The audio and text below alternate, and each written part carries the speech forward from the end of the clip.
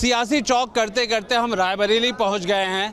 हमने सियासी चौक में आम आदमी की बात और कैसे हो रहा है सियासत में बदलाव, इन सब को लेकर के आपको नज़ारा दिखाया है, लोग की बात बताई है। और अब ऐसे वक्त पर रायबरेली आए हैं जहां से राहुल गांधी ने नामांकन किया है।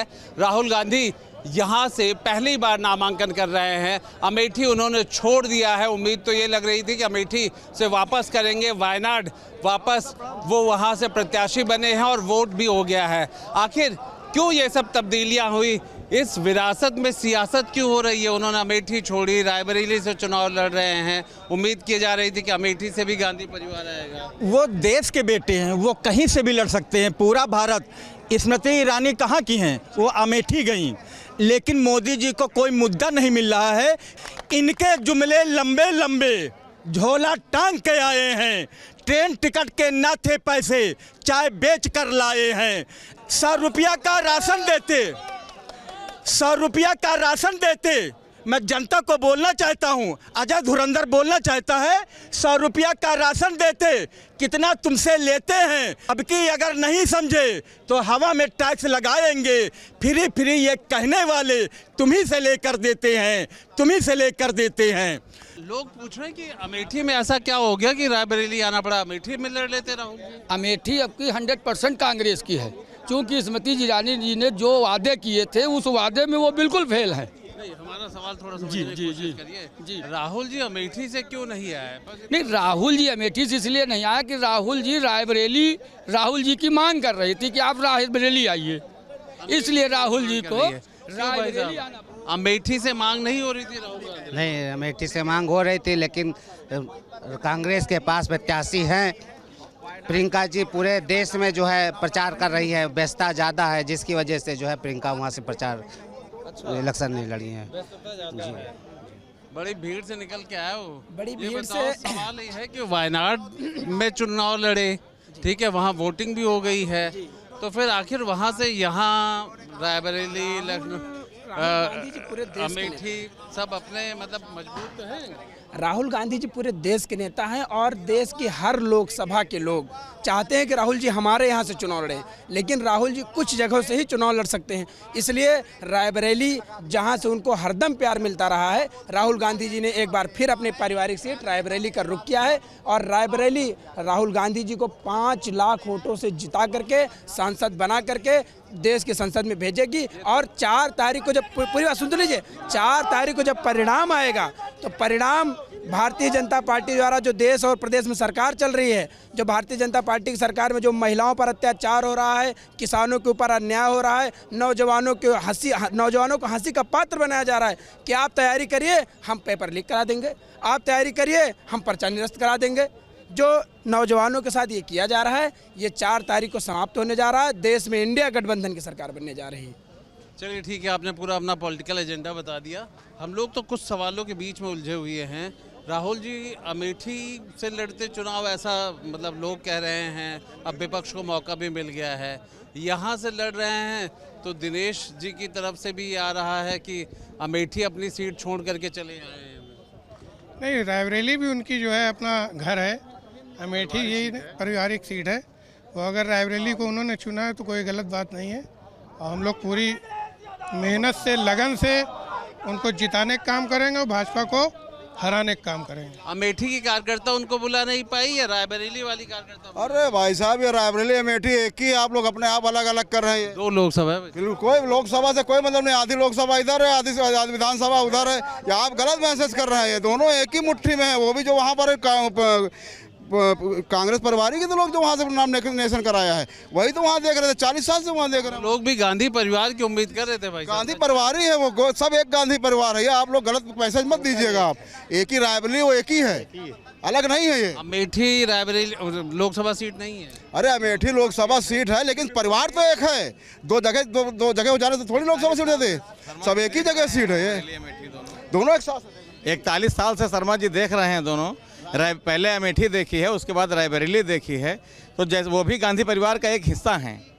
वायनाड से कमजोर पड़ रहे थे। अरे वायनाड में तो 99% में वो है, और यहाँ 95% में अकेले राहुल जी रहेंगे। दूसरों की जमानत जब अकेले और कहीं लिख लीजिए आप अपने चैनल पे। हाँ, आप 95% में रहेंगे। जनता इतना ऊबी बैठी है इस भ्रष्ट जो है सरकार से। मतलब सरकार जो है, मतलब अगर राहुल गांधी की बात करें तो सीट सुरक्षित है। सीट भी सुरक्षित है, राहुल गांधी भी सुरक्षित हैं। हम लोग उनको जो है आने वाले समय में प्रधानमंत्री के रूप में देखना चाहते हैं और वो प्रधानमंत्री बनेंगे भी इस बार। जनता पूरी तरह से त्रस्त हो चुकी है। अब थोड़ा इस बात में थोड़ा जो आप कविता के माध्यम से बोलते हैं वो बताइए। ऐसे आइए और कैमरे की तरफ मुंह करिए। मैं कहना चाहता हूँ वायनाड, अमेठी, रायबरेली, आखिर गांधी परिवार में मतलब राहुल जी तो कद वैसे सीट अमेठी बना कहीं से भी लड़ें, लेकिन मोदी जी को और योगी जी को कोई मुद्दा नहीं मिलता है। अगर पढ़े लिखे नौजवान रोजगार के लिए बोलते हैं, पढ़े लिखे नौजवान रोजगार के लिए बोलते हैं तो मोदी जी कहते हैं पकौड़ा तलो। तो मैं भी बोलना चाहता हूं, मोदी जी तुम मुझे सिखा दो पकौड़ा चाय बनाना। मोदी जी तुम मुझे सिखा दो पकौड़ा चाय बनाना, मैं रोड किनारे तलूं पकौड़ा, तुम चाय चाय चिल्लाना। भविष्य देश के घूम रहे हैं मारे मारे सड़कों पर, वजीर हमारा बहरा है और राजा भी है काना, और राजा भी है काना। मोदी जी कहते हैं भाइयों बहनों मैंने फ्री में सिलेंडर दे दिया। अरे मैंने माना फ्री सिलेंडर, मोदी जी ने बांटा है। मैं कहता हूं कांग्रेस का कभी अजय धुरंधर, मैंने माना फ्री सिलेंडर, मोदी जी ने बांटा है।